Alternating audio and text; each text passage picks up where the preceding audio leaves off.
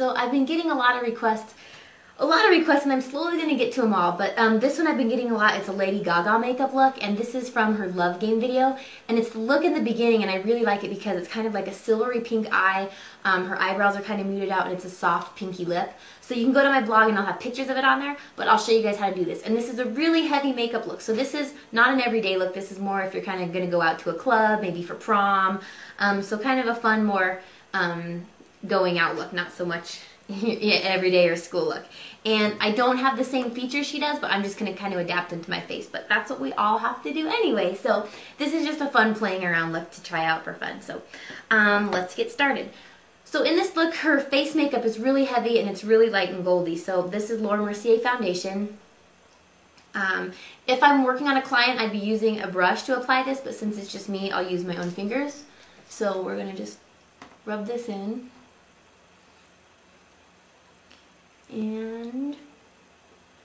But Laura Mercier is great because it's buildable, so you can continue to add layers on your face. And hopefully the lighting, I'm trying to get the lighting down, and I'm trying to get my videos to start working.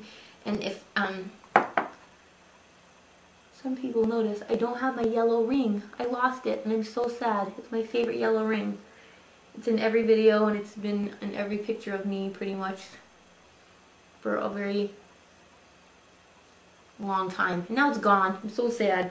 Okay, so that's our basic foundation. Then we're going to do our concealer. And I'm using this two-tone set from Laura Mercier. I'm going to use the darker on the eyelids.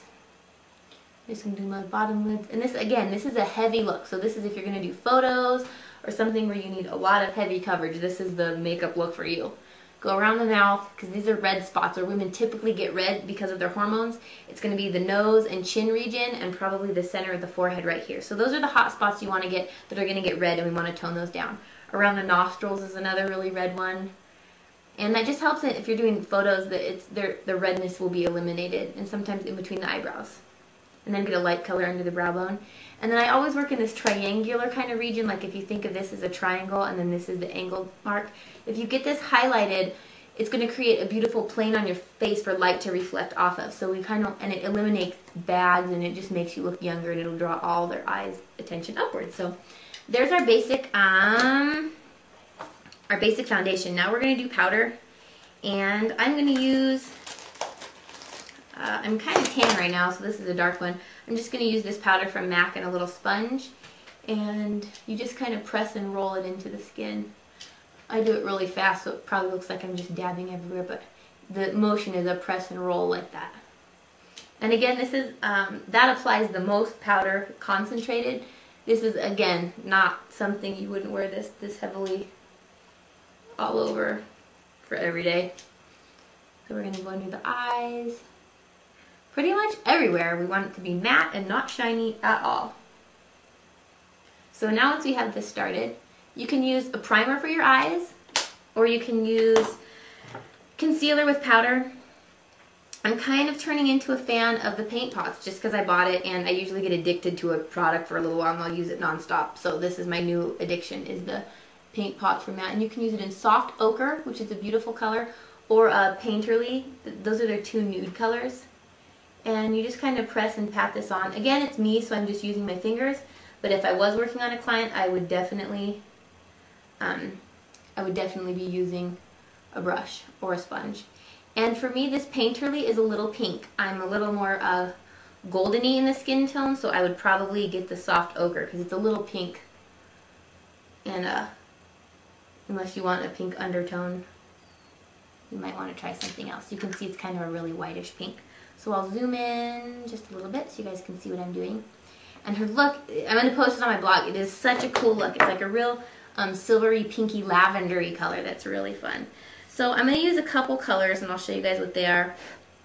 This is the Bling from MAC. It's kind of like a bubblegum pinky shimmer.